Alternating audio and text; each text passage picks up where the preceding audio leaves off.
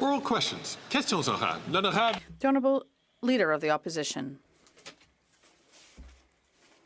After 9 years, this Prime Minister has doubled debt, doubled the cost of housing to the extent that the cost of a monthly mortgage payment in Quebec is $1,055 higher than it was 5 years ago. That's a 74% increase. And there's 2 million Canadians that have to go to food banks when this government is wasting our money and the government is paralyzed by this cover-up of a $400 million scandal. What is this Prime Minister doing? He's saving his skin and his own members. Can he trigger an election? The Honourable Deputy Prime Minister and Minister of Finance. Mr. Speaker, I'm happy that the Conservatives are starting with a question with respect to the Canadian economy, because I think that each of us can be happy that the inflation levels in September were at 1.6%. This is a great success for all Canadians. It will truly improve the life of Canadians, but the Conservatives don't want to talk about Canadian successes. The Honourable Leader of the Opposition, Mr. Speaker, when Canadians are going through hell with doubling of housing costs and out of control cost of living, what is the Prime Minister doing? He's trying to save his own skin, save his own members. And they're in a rebellion now. So he's not working for Canadians. He's working to save himself. It's strange. Even if the Liberals don't really have trust in this Prime Minister, the Bloc leader continues to have trust in this Prime Minister. Will the PM trigger an election finally so we can fix what he broke? The Honourable Government House Leader. Thank you very much, Mr. Speaker. The question is why the Bloc leader, or the rather Conservative leader, is obstructing the House of this work.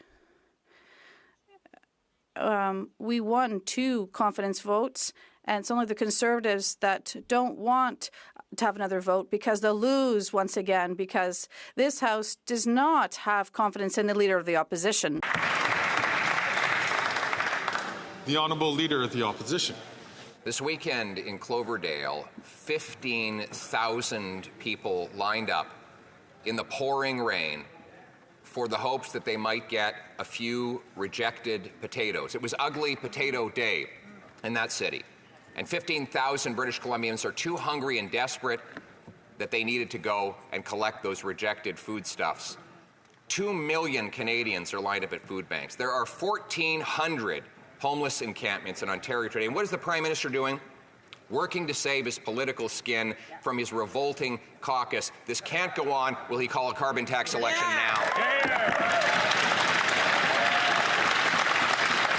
The Honourable Deputy Prime Minister and Minister of Finance. Mr. Speaker, I would really hope that every single MP in this House would agree that in our great country, no one should ever go hungry.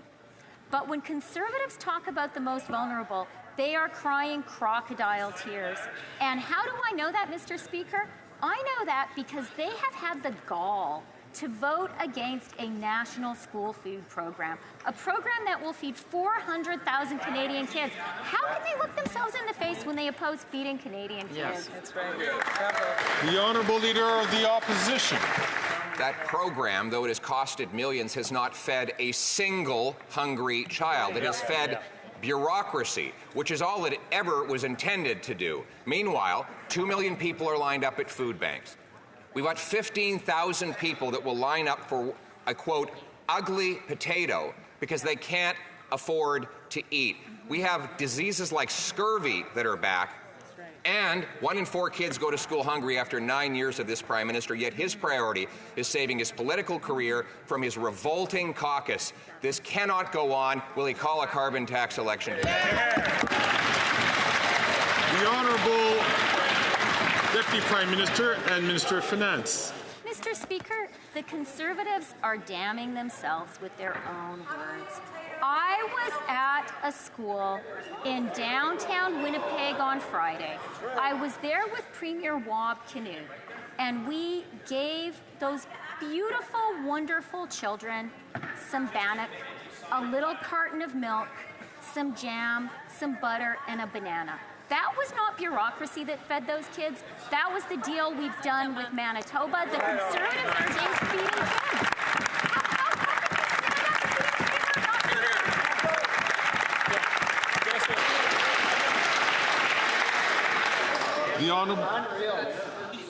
The Honourable Leader of the Opposition.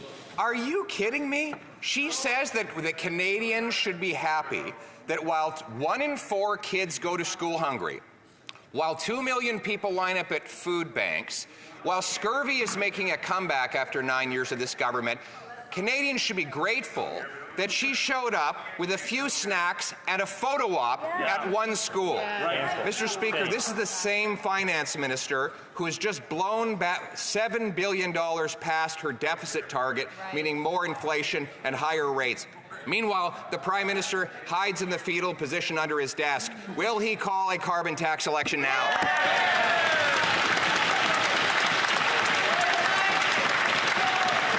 The Honourable Deputy Prime Minister and Minister of Finance.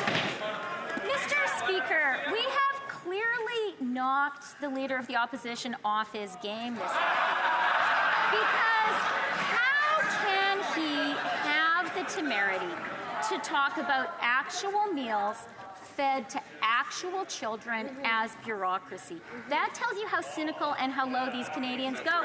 And then he talks about inflation. Mr. Speaker, it's been in the Bank of Canada's target range for 9 months in a row. It fell below 2% in September, and rates have come down 3 times. That's what's happening with inflation, Mr. Speaker.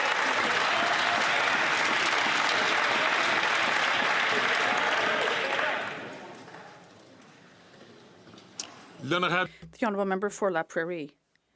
Where's the pilot on the Liberal plane? It's October 21st. They only have 8 days left to pass C-319 and boost seniors' pensions. Otherwise, they'll be heading to an election. Pension increases. The Conservatives are for it. The NDP is too. 79% of Canadians are for it. And even the Liberals voted for it at committee. There doesn't seem to be a Liberal pilot, and they just have 8 days to go. Is that why the Liberals want to kick their leader out? The Honourable Minister of Employment. Mr. Speaker, thanks to the Canadian government, the Liberal government, we have been able to bring the retirement age down to 65, and we increased the GIS, and we have been able to help hundreds of millions of Quebecers with dental care. And this has allowed us to bring the poverty level down for seniors well below the national average without the support and help of the Bloc. The Honourable Member for La Prairie. Guess who hasn't said a word yet about C-282, blocked by 2 senators? Yes, the Prime Minister himself. He has never asked Peter Boehm or Peter Harder to do their job. Not a word. They're too busy removing the daggers from their backs. Yet, not only did he appoint 2 senators, he also has a personal relationship with Peter Harder. He's already called him personally several times for advice. Can he now call his buddy Peter and tell him to do his job? The Honourable Minister of Public Services and Procurement.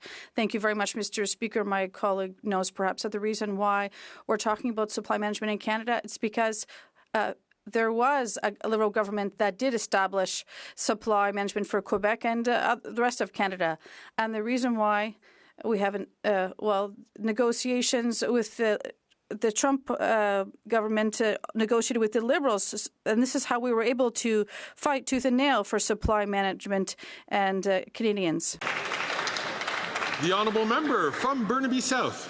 Mr. Speaker, country first, party second. According to the RCMP, the Indian government hired thugs to terrorize Canadians. The Conservatives are laughing about this, but people have died as a result, and they've meddled in our politics. The Prime Minister has said that there are multiple Conservative MPs and or candidates compromised. They may be sitting in the chamber right now, but the Conservative leader chooses ignorance. Has the Prime Minister directly urged the leader of the Conservatives to get his security clearance?